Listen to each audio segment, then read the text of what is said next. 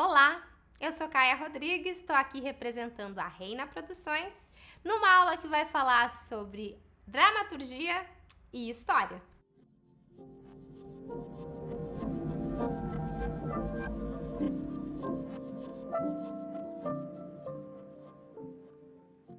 No primeiro episódio, a gente falou um pouco sobre o que é teatro.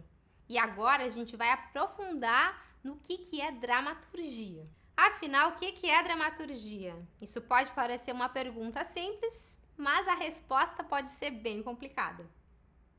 Recebe o nome dramaturgia a narrativa de um espetáculo, que nem sempre é composto e feito por um texto teatral, mas às vezes é. E esse texto já pode ser chamado de dramaturgia. E a narrativa sem texto também. Alguns espetáculos de teatro podem surgir de processos físicos, de partituras, de jogos, de improviso.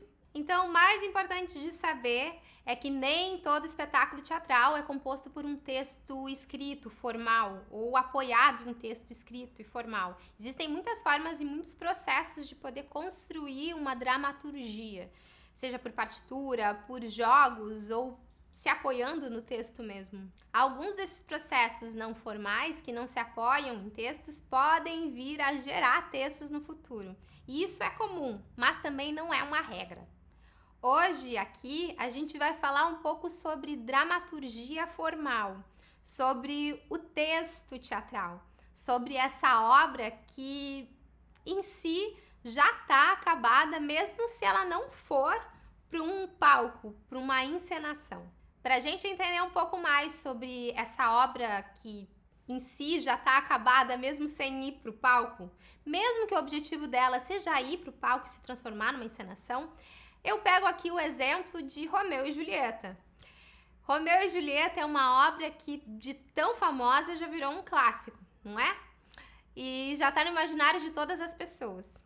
E mesmo a gente tendo célebres adaptações para teatro de Romeu e Julieta, ou até mesmo adaptações para o cinema, o texto em si, ele vira um marco a ponto de moldar e influenciar obras até hoje. O que chega na nossa memória quando a gente fala em Romeu e Julieta é justamente a história desses amantes apaixonados que foram proibidos de ficarem juntos porque as famílias eram arqui-inimigas. Essa história, como algumas outras histórias de Shakespeare, nos chegam até hoje. Pegando esse exemplo de Shakespeare, fica fácil entender como a dramaturgia pode ser uma obra acabada, mesmo que ela não cumpra o seu objetivo de chegar a virar uma encenação teatral. Outros exemplos podem ser utilizados aqui. Quer ver outro? Lembra da aula passada, quando a gente falou do teatro grego e dos cultos ditírambicos? Pois é, os cultos ditírambicos evoluíram e se transformaram em acontecimentos teatrais que eram divididos em dois gêneros: a tragédia e a comédia. Primeiro, as histórias narradas tinham a ver com a mitologia grega em si. Com a evolução dos ditirambos, outras histórias passaram a ser narradas além do culto a Dionísio. E com essa evolução surgiu a tragédia grega, que primeiramente consistia em narrar histórias que bebiam da mitologia grega e também passavam uma mensagem dos valores da época, por exemplo, a democracia. As histórias narradas normalmente traziam um herói. Normalmente apresentavam situações vivenciadas pelo herói de uma maneira descendente, da felicidade ao infortúnio, porque ele passava por um processo, por uma falha trágica, o que levava ele diretamente a uma punição. A comédia também trazia um discurso social e religioso, mas diferente da tragédia, ela queria promover o riso. E para isso não tinha exatamente um herói, e as histórias eram narradas quase de forma opostas à tragédia, do infortúnio à felicidade. O objetivo do teatro grego naquela época era a produção da catarse, da transformação. E para isso se buscava expurgar os sentimentos da plateia. Existia um estímulo da tragédia para que se houvesse a produção de choro, de uma transformação interior das pessoas que iam assistir. E na comédia, essa mesma transformação acontecia através do riso. Mas era uma busca do teatro grego que as pessoas que fossem assistir aos espetáculos saíssem modificadas. Um exemplo muito conhecido é o famoso texto Édipo Rei, de 427 a.C. Nessa história, nessa tragédia, Édipo é filho de Laio e Jocasta. Laio e Jocasta são rei e rainha de Tebas. Acontece que Édipo é amaldiçoado pelos deuses a matar o pai e casar com a própria mãe. O rei descobre através de um oráculo que essa maldição aconteceu. Para essa profecia não se cumprir, Laio pede para o empregado amarrar a perna do seu filho ainda bebê e pendurar numa árvore. Mas o que acontece? Esse filho, Édipo, é encontrado e ele é criado por camponeses sem saber quem ele é, na verdade. E passado muito tempo, Édipo, adulto, ele vai atrás do oráculo, que conta para ele que ele é amaldiçoado e que ele vai matar o pai e casar com a mãe. E para não fazer isso, o que ele faz? Ele sai fora dessa cidade. E no meio do caminho, ele encontra uma comitiva aonde o rei de Tebas, Laio, seu pai biológico, está fazendo parte.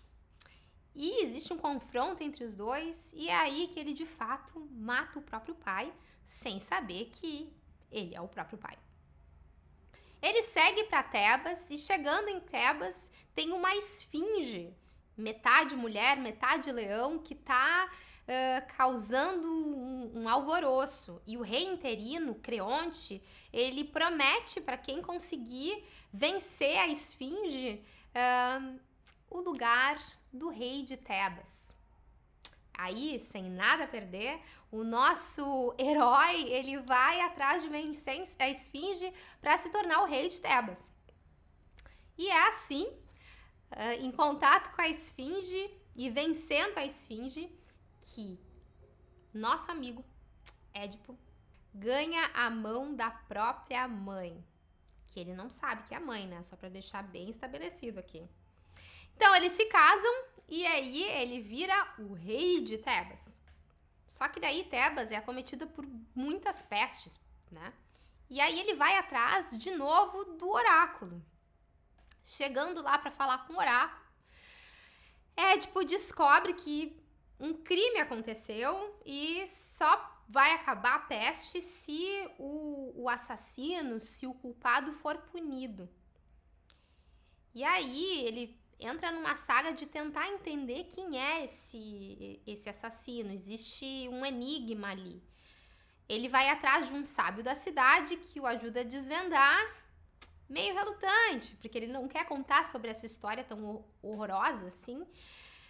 Mas é assim que Édipo descobre que, fugindo do seu destino, ele encontrou o seu destino. Sem saber, ele matou o pai e ele casou com a mãe. Então, na verdade, ele é o culpado da peste que está acontecendo em Tebas. A mãe e esposa, Jocasta, sabendo dessa história, se mata. E ele, para se punir, fura os próprios olhos. E é assim, olhando essa tragédia imensa, né, que Édipo, o rei, se torna um grande texto que até hoje é reverenciado, né, dentro da nossa sociedade. Essa dramaturgia se fez tão famosa que chegou a influenciar até mesmo a psicanálise.